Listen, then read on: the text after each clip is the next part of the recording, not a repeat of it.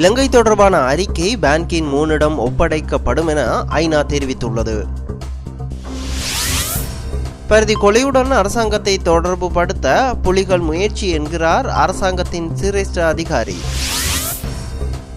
இலங்கை தமிழர்களை பாதுகாக்க ஐநா தவறியது என ஐநா ஆய்வு அறிக்கை ஒன்று தெரிவித்துள்ளது.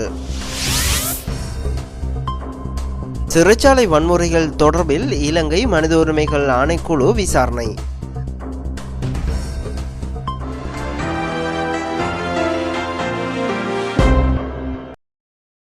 இனி விரிவான செய்திகள்.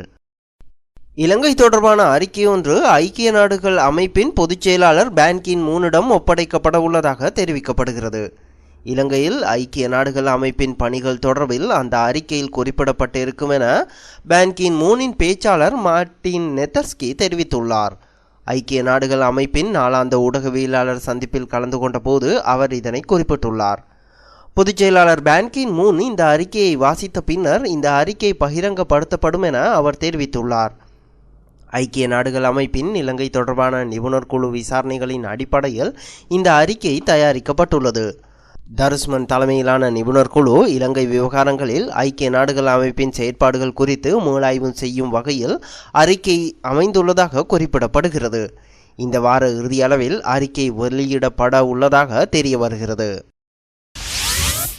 தமிழீழ விடுதலை புலிகளின் சிரேஷ்ட உறுப்பினர் பரிதி எனப்படும் நடராசா மகேந்திரனின் கொலையுடன் தொடர்புடைய சந்தேகத்தின் பேரில் 2 இலங்கையர்கள் பிரான்ஸ் காவல்துறையினரால் கைது செய்யப்பட்டுள்ளனர்.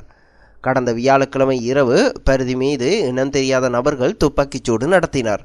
33 வயதான இலங்கையை பிறப்பிடமாக கொண்ட இருவரே சந்தேகத்தின் பேரில் இவ்வாறு கைது செய்யப்பட்டுள்ளனர். தாக்குதலை நடத்தியவரும் நடத்த உத்தரவிட்டவரும் கைது செய்யப்பட்டுள்ளதாக தெரிய வருகிறது. கொலை மற்றும் குடிவரவு சட்டங்களின் அடிப்படையில் குறித்த இருவருக்கும் எதிராக குற்றச்சாட்டுகள் சுமத்தப்பட்டுள்ளன. இதேவேளை இந்த தாக்குதலை இலங்கை அரசாங்கமே நடத்தியதாக பரிதியின் புதல்வி சாரா தெரிவித்துள்ளார். துப்பாக்கிச் சூட்டில் நன்கு பரிச்சயமானவர்களே இந்த தாக்குதலை நடத்தியுள்ளதாகவும் அவர் குறிப்பிட்டுள்ளார். தமிழீழ விடுதலை புலிகளின் சிரேஷ்ட தலைவர் பரிதி கொலையுடன் இலங்கை அரசாங்கத்தை தொடர்புபடுத்த தமிழீழ விடுதலை புலிகள் முயற்சித்து வருவதாக அரசாங்கத்தின் சிரேஷ்ட அதிகாரியொருவர் குற்றம் சுமத்தியுள்ளார். பிரெஞ்சு ஊடகங்கள் சிலவற்றின் ஒத்துழைப்பையும் இந்த முயற்சிக்காக பெற்றுக்கொண்டுள்ளதாக அவர் தெரிவித்துள்ளார். இனம் தெரியாத இலங்கை முகவர்கள் இந்த கொலையை மேற்கொண்டதாக பிரசாரம் செய்யப்பட்டு வருவதாகவும் அவர் குறிப்பிட்டுள்ளார். எனினும் இந்த விடயங்கள் தொடர்பில் பிரெஞ்சு அரசாங்கத்துடன் அந்நாட்டுக்கான இலங்கை தூதரகம் தொடர்புகளை பேணி வருவதாகவும் அவர் தெரிவித்துள்ளார். இந்த சம்பவம் தொடர்பான விசாரணைகளுக்கு இலங்கை அரசாங்கம் பூர்ண ஒத்துழைப்பை வழங்கும் என வெளிவிவகார அமைச்சு பிரான்சிற்கான இலங்கை தூதரகத்தின் ஊடாக அந்நாட்டு அரசாங்கத்திற்கு அறிவித்துள்ளது. யுத்தத்தின் இறுதிக்கட்டத்தில் பெரும்பாலான பொதுமக்கள் கொல்லப்பட்டிருந்தனர் என்று தெரிவிக்கப்படுகிறது. இலங்கையில் 3.5 ஆண்டுகளுக்கு முன் யுத்தத்தின் இறுதிக்கட்டத்தில் பொதுமக்களை அழிவிலிருந்து பாதுகாக்க ஐநா மன்றம் மோசமாக தவறியுள்ளது என்று ஐநாவுக்குள் நடத்தப்பட்ட விசாரணை அறிக்கை ஒன்று கூறுகிறது. ஐநாவுக்குள் உலக அளவில் நடத்தப்பட்ட ஆய்வு அறிக்கை ஒன்றின் வரைவின் பிரதியொன்றை பிபிசி செய்திச் சேவை கசியவிட்டுள்ளது. தாங்கள் பாதுகாக்க வேண்டிய மக்களை ஐநா கைவிட்டிருந்தது என்று இந்த அறிக்கை முடிவு தெரிவித்துள்ளது. இலங்கையில் ஐநா ஆற்றி வந்த பணிகளின் நோக்கம் யுத்தத்தை தடுப்பது என்பதல்ல, மக்களுக்கு மனிதாபிமான உதவிகள் கிடைக்கச் செய்வதுதான் அவர்களுடைய வேலை. ஆனால் இலங்கை தலைநகர் கொழும்பில் பணியாற்றிய ஐநா பணியாளர்களுக்கு அவ்வாறான உதவிகளை செய்வதற்கான தகுதிகளோ அனுபவமோ இல்லை என்பதை இந்த ஆய்வறிக்கை விவரிக்கிறது. இலங்கையின் கொடூரமான யுத்தத்தால் எழுந்த சவால்களை இவர்களால் சமாளிக்க முடியவில்லை என்றும் நியூயார்க்கில் உள்ள ஐநா தலைமையகத்திலிருந்து இவர்களுக்கு ஒழுங்கான உதவிகளும் கிடைக்கவில்லை என்றும் இந்த அறிக்கை கூறுகிறது. பயங்கரவாதத்தை நசுக்குவதாக சூளுரைத்துவிட்டு அரசாங்கம் முன்னெடுத்த விஷயங்களை சர்வதேச நாடுகள் பெருமளவில் கண்டுகொள்ளாமல் இருந்து விட்டது என்றும் இந்த அறிக்கை கூறுகிறது. ஆக கட்டமைப்பு ரீதியாகவே கூட பெரும் தவறுகள் நடந்துள்ளன என்றும் இப்படி ஒன்று எதிர்காலத்தில் நடக்கக்கூடாது என்றும் இந்த அறிக்கை தெரிவிக்கிறது. யுத்த பிரதேசங்களில் உள்ளிருந்து வெளியேற முடியாமல் ஒரு சில இடங்களில் பொதுமக்கள் மாட்டியிருந்தனர். 2008ஆம் ஆண்டு செப்டம்பரில் ஐநா தனது பணியாளர்களை இலங்கையின் வடக்கில் உள்ள யுத்த பகுதிகளிலிருந்து விலக்கிக் கொண்டிருந்தது. ஐநா ஊழியர்களின் பாதுகாப்புக்கு தாங்கள் உத்தரவாதம் வழங்க முடியாது என்று இலங்கை அரசாங்கம் எச்சரித்ததை அடுத்து இந்த முடிவை எடுத்திருந்தது. இலங்கை அரசாங்கத்தின் இந்த எச்சரிக்கையை ஐநா எப்போதும் எதிர்த்து கேள்வி கேட்டதே இல்லை என்றும் ஐநா இந்த இடத்திலிருந்து விலகியதால் யுத்த பிரதேசத்தில் வாழ்ந்த மக்களுக்கு உதவிகள் கிடைத்ததிலும் அவர்களுடைய உயிர்கள் பாதுகாக்கப்படுவதிலும் பெரும் பாதிப்பு ஏற்பட்டது என்று இந்த அறிக்கை கூறுகிறது. யுத்த பிரதேசங்களுள் லட்சக்கணக்கான மக்களை விட்டுவிட்டு ஐநா பணியாளர்கள் வெளியேறிய பின்னர் அரச படைகளும் விடுதலை புலிகள் தரப்பும் அம்மக்களை தமக்கு வேண்டிய விதத்தில் பயன்படுத்தி கொண்டனர்.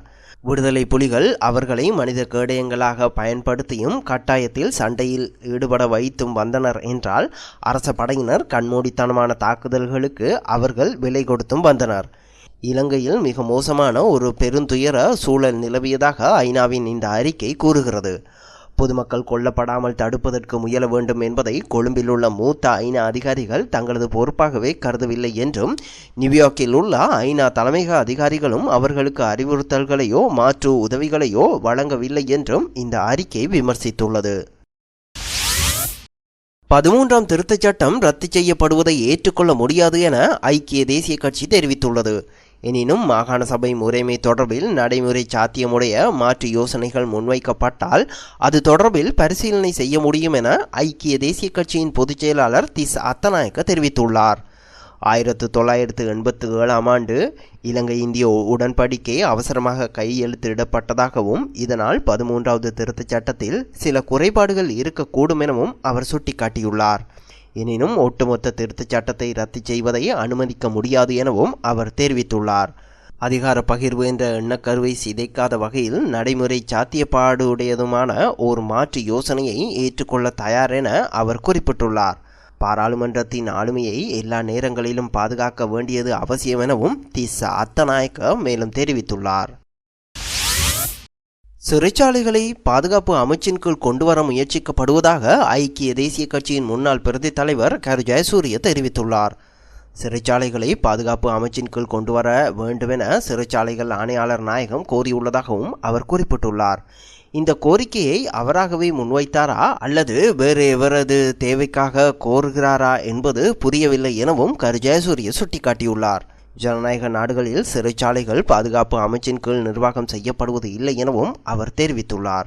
சர்வாதிகார ஆட்சியின் கீழே இவ்வாறான சம்பவங்கள் இடம்பெறும். சிறைச்சாலைகளில் கைதிகளை நல்வழிப்படுத்தி அவர்களை சமூகத்துடன் மீள இணைக்கும் நடவடிக்கைகளில் கூடுதல் ஆர்வம் காட்ட வேண்டும் எனவும் கரு ஜெயசூரிய தெரிவித்துள்ளார். அரசியல் மயப்படுத்தல் நடவடிக்கைகளினால் சிறைச்சாலைகளும் காவல்துறை திணைக்களமும் சீர்குலைந்துள்ளதாக கரு ஜெயசூரிய குற்றம் சுமத்தியுள்ளார். வெள்ளிக்கட சிறைச்சாலை வன்முறை சம்பவங்கள் தொடர்பில் இலங்கை மனித உரிமை ஆணைக்குழு விசாரணை நடத்த உள்ளது. கைதிகள் சிறைச்சாலை அதிகாரிகளிடம் இது குறித்து விசாரணை நடத்தப்பட உள்ளது. இந்த வாரத்தில் மனித உரிமை ஆணைக்குழு அதிகாரிகள் வெள்ளிக்கட சிறைச்சாலைக்கு விஜயம் செய்ய உள்ளதாக ஆணைக்குழுவின் பிரதி தலைவர் தெரிவித்துள்ளார். இவ்வாறான சம்பவங்கள் தொடர்பில் விசாரணை நடத்தும் அதிகாரம் தமது ஆணைக்குழுவிற்கு காணப்படுவதாகவும் அவர் தெரிவித்துள்ளார். இந்த சம்பவம் தொடர்பில் ஆராய்ந்து அறிக்கை சமர்ப்பிக்கப்பட உள்ளதாகவும் எதிர்காலத்தில் இவ்வாறான சம்பவங்கள் இடம்பெறுவதை தடுக்க பரிந்துரைகள் முன்வைக்கப்பட உள்ளதாகவும் அவர் குறிப்பிட்டுள்ளார். குற்ற விசாரணையாக இதனை கருத முடியாது என்ற போதிலும் நீதிமன்ற விசாரணைக்கு ஒத்துழைப்பு வழங்கக்கூடிய வகையில் இந்த அறிக்கை நீதிமன்றத்தில் சமர்ப்பிக்கப்படும் என இலங்கை மனித உரிமை ஆணைக்குழுவின் பிரதி தலைவர் தெரிவித்துள்ளார். வெள்ளிக்கட சிறைச்சாலையில் தடுத்து வைக்கப்பட்டுள்ள இந்திய கைதிகளின் நிலைமை குறித்து கண்காணிப்பதற்காக தமது அதிகாரி ஒருவர் அங்கு செல்ல அனுமதி வழங்கப்பட்டுள்ளதாக இந்திய உயர்ஸ்தானிகர் அசோக் காந்தா தெரிவித்துள்ளார். வெள்ளிக்கட சிறைச்சாலையில் அண்மையில் ஏற்பட்ட மோதல் சம்பவம் காரணமாக அங்கு தடுத்து வைக்கப்பட்டுள்ள இந்திய கைதிகளுக்கு ஏதேனும் நேர்ந்ததா என்பதை அறிய அங்கு தமது அதிகாரி ஒருவரை அனுப்பி வைக்க அனுமதி வழங்கப்பட வேண்டும் என அரசாங்கத்திடம் கோரிக்கை விடுத்திருந்ததாகவும் இதனை அடுத்து தமது அதிகாரி ஒருவர் சிறைச்சாலைக்கு செல்ல அரசாங்கம் அனுமதி அளித்துள்ளதாகவும் அசோக் காந்தா தெரிவித்துள்ளார். வெள்ளிக்கட சிறைச்சாலையில் 39 இந்திய கைதிகள் தடுத்து வைக்கப்பட்டுள்ளனர். இவர்களில் ஒருவரின் கண்ணில் சிறு காயம் ஏற்பட்டுள்ளதாகவும் ஏனைய கைதிகள் நலமாக இருப்பதாகவும் இந்திய உயர்ஸ்தானிகர் தெரிவித்துள்ளார். எவ்வாறாயினும் அங்குள்ள கைதிகளின் நிலைமை பற்றி அறிந்து கொள்ள தமது அதிகாரி ஒருவர் சிறைச்சாலைக்கு அனுப்பி வைக்கப்பட உள்ளதாகவும் அவர் குறிப்பிட்டுள்ளார். அதேவேளை தண்டனை காலம் முடிந்த நிலையில் இந்திய பெண்ணொருவர் தமது நாட்டுக்கு செல்ல தயாராக உள்ளார். பல்வேறு சம்பவங்கள் காரணமாக இந்தியாவைச் சேர்ந்த 33 பேர் வெள்ளிக்கட சிறைச்சாலையில் தடுத்து வைக்கப்பட்டுள்ளனர். மேலும் 5 பேர் வழக்கு விசாரணைகள் முடியும் வரை அங்கு தடுத்து வைக்கப்பட்டுள்ளதாக இந்திய உயர்ஸ்தானிகர் ஆலயம் தெரிவித்துள்ளது. வெளிக்கட சிறைச்சாலையிலிருந்து கண்டுபிடிக்கப்பட்ட பாதாள உலக தலைவர்களுக்கு சொந்தமான கையடக்க தொலைபேசிகளின் சிம் அட்டைகளை கொண்டு அவர்கள் தொடர்ந்து தொடர்புகளை பேணி வந்த அரசியல்வாதிகள், வர்த்தகர்கள் உட்பட பல தரப்பினர் குறித்த முக்கியமான தகவல்கள் கிடைத்துள்ளதாக அதிகாரிகள் தெரிவித்துள்ளனர். போலி அடையாள அட்டைகளை சமர்ப்பித்து இந்த சிம் அட்டைகள் கொள்வனவு செய்யப்பட்டுள்ளமை விசாரணைகளிலிருந்து தெரிய வந்துள்ளது. இதுகுறித்து பல மட்டத்திலான விசாரணைகளை பாதுகாப்பு தரப்பினர் மேற்கொண்டு வருகின்றனர். வெளிக்கட சிறைச்சாலைக்கு அருகில் உள்ள தொலைபேசி பரிவர்த்தனை கோபுரங்களில் சந்தேக நபர்கள் மேற்கொண்ட தொலைபேசி அழைப்புகளின் எண்கள் பதிவாகி இருப்பதாகவும் தெரிய வந்துள்ளது. பாதுகாப்பு தரப்பினர் வெளிக்கட சிறைச்சாலையில் மேற்கொண்ட சோதனையின் போது இந்திய கைதிகளிடம் இருந்து கையடக்க தொலைபேசிகள் சிலவற்றை கைப்பற்றியுள்ளனர். இவர்கள் இந்த தொலைபேசிகளை பயன்படுத்தி தமிழக முதல்வர் ஜெயலலிதாவுக்கும் இந்திய ஊடகங்களுக்கும் குறுஞ்செய்திகளை அனுப்பியுள்ளதாக உறுதியாகியுள்ளது. இதனிடையே வெளிக்கடை சிறைச்சாலையில் உள்ள கைதிகளுக்கு கையடக்க தொலைபேசிகளை வழங்கும் வலையமைப்புடன் சம்பந்தப்பட்டவர்கள், விசேட அதிரடிப்படையினர், இராணுவத்தினருக்கு எதிராக பல்வேறு தகவல்கள் அடங்கிய மனுக்களை அனுப்பி வருவதாக அரசாங்கத்தின் உயர்மட்ட தரப்பு தகவல்கள் தெரிவிக்கின்றன. நாட்டின் ஒழுக்கம் தற்போது மிகவும் சீர்குலைந்து உள்ளது எனவும், நாடு முழுவதும் குற்றச் செயல்கள் அதிகரித்து உள்ளது எனவும், பெற்றோர், பிள்ளைகள், இளைஞர்கள் இன்று சுதந்திரமாக வாழவோ சுதந்திரமாக பயணங்களை மேற்கொள்ளவோ முடியாத அளவில் நாடு சீர்கெட்டு போயுள்ளதாகவும் முன்னாள் இராணுவ தளபதி சரத் பொன்சேகா தெரிவித்துள்ளார். ஒழுக்கத்தையும் ஊழல் மோசடியற்ற நாட்டையும் உருவாக்க தம்முடன் சிலர் இணைந்திருப்பதாகவும் அவர் தெரிவித்துள்ளார். புலத் சிங்கள பிரதேசத்தில் நடைபெற்ற பொதுக்கூட்டம் ஒன்றில் உரையாற்றும் போதே சரத் பொன்சேகா இதனை தெரிவித்துள்ளார். மோசடியான ஆட்சியாளர்களை வீட்டுக்கு அனுப்புவதே எமது ஒரே நோக்கம். இதற்கான அர்ப்பணிப்புகளை மேற்கொள்ளக்கூடியவர்களை கொண்ட அணி எம்முடன் இணைந்துள்ளது. இதற்கு எதிராக எவராவது இருப்பாராயின் அவர் இந்த மோசடியான அரசியல் கலாச்சாரத்தை பாதுகாப்பவராகவே இருப்பார். நாடு கடன்பட்டுள்ளது. நாட்டில் அபிவிருத்தி திட்டங்கள் இல்லை. விவசாயம் அழிந்து வருகிறது. குண்டூசி முதல் அனைத்து பொருட்களும் இறக்குமதி செய்யப்படுகின்றன. தனிநபர் வருமானம் குறைந்துள்ளது. தனிநபர் வருமானம் $2000. இவ்வாறு தனிநபர் வருமானத்தை பெறுபவர்கள் நாட்டில் பாதி பேர் கூட இல்லை. எனினும் விரைவில் ஆசியாவின் ஆச்சரியம் உருவாகிவிடும் என கூறுகின்றனர் எனவும் சரத் பொன்சேகா இதன்போது தெரிவித்துள்ளார். அதேவேளை இந்த கூட்டத்தில் உரையாற்றிய முன்னாள் நீதியரசர் சரத் சில்வா, ஜனாதிபதியை மன்னராக்குவதற்காகவே ஜே.ஆர். ஜெயவர்தன ஜனாதிபதி ஆட்சி முறைமை கொண்டு வந்தார். இந்த அரசியலமைப்பு சட்டத்தின் கீழ் பிரதம நீதியரசர் பாதிக்கப்பட்டுள்ளார். ஜனாதிபதிக்கு எதிராக போராட முடியாது. அதற்கு எதிராக போராட வேண்டுமாயின் பொதுமக்களுடன் இணைய வேண்டும் என சரத் சில்வா தெரிவித்துள்ளார். இத்துடன் செய்திகள் நிறைவடைந்தன. விரிவான செய்திகளுக்கு globaltamilnews.net எனும் இணையத்தை பார்வையிடவும். வணக்கம்.